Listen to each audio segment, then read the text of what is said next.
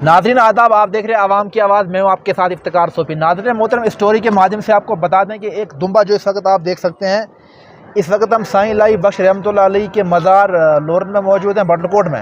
हमारे साथ मौजूद हैं बातचीत करने के लिए मौलाना शरीफ साहब। आपको बता दें कि ये दुम्बा जो आज से 11 महीने कबल गायब हुआ था, 11 महीने के बाद मिला। शरीफ साहब, बहुत बहुत शुक्रिया आपका। और जानना चाहेंगे ये जो दुम्बा मिला है 11 महीने के बाद, तो क्या कुछ बताएँगे आप आवाम को इस हवाले से? बिस्मिल्लाहिर्रहमानिर्रहीम। आपको भी आज ये ईद उल अज़हा का मुबारक त्यौहार है, आपको भी ईद मुबारक हो।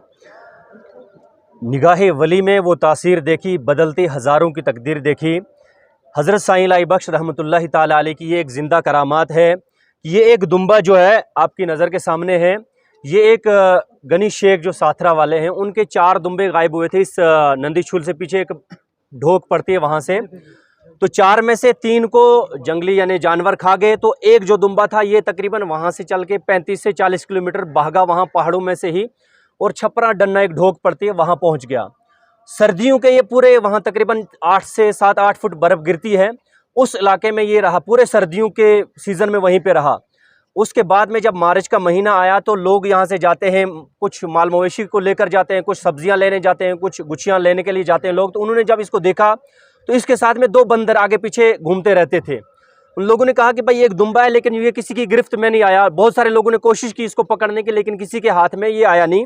ये तकरीबन 10 से 15 फीट की हाइट पे छलांगे भी लगाता था। तो जब काफ़ी अरसा गुजर गया तो फिर वही गनी शेख का लड़का, कुछ 500-600 भेड़ें उसकी हैं, वो लेकर वहाँ पहुँचा। तो ये खुद ब खुद उन पशुओं के अंदर शामिल हुआ। तो फिर इस बात की तहकीकात हुई कि ये कौन सा जानवर है, ये कब का है, किसका है। तो लोगों ने फिर ये कहा, और उस गनी शेख के लड़के जो गामा है, उसने तहकीक की कि ये मेरा है।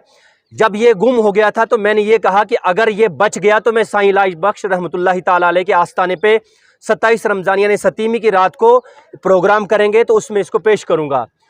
तो अल्लाह के वली की ये करामात देखें कि सर्दियों में यहाँ पर इंसानों, अगर उस इलाके में इंसान भी नहीं रह सकते हैं, ये एक मवेशी जानवर, वहाँ घास पत्ता कुछ नहीं होता, जबकि 6-7 फुट बर्फ़ होती है। तो अल्लाह के वली की ये करामात है कि जब उस शख्स ने मन्नत मानी कि अगर ये ज़िंदा रहा तो मैं साईं लाई बख्श रहमतुल्लाहि ताला अलैह के आस्ताने पे पेश करूँगा, यानी न्याज़ व नज़र अल्लाह की रज़ा के लिए पेश करूँगा। तो इसकी निगहबानी अल्लाह तबारक व तआला ने की, और साईं लाई बख्श रहमतुल्लाहि ताला अलैह की ये करामात है। एक जानवर जो है सर्दियों के सीज़न यानी 6-7 फुट बर्फ़ में रहकर फिर वो वापस आता है, और आज साईं साहब के दरबार में इसको पहुँचाया गया है। ईद के लिए नहीं है, इसकी कुर्बानी दी जाएगी साईं लाई बख्श रहमतुल्लाहि ताला अलैह के नाम से। तो ये अवाम लोरन, बल्कि मैं तमाम ही लोगों से ये कहता हूँ कि अल्लाह के वली से जब कोई इंसान जुड़ता है, उनसे निस्बत हो जाती है, तो फिर बेड़ा पार होता है।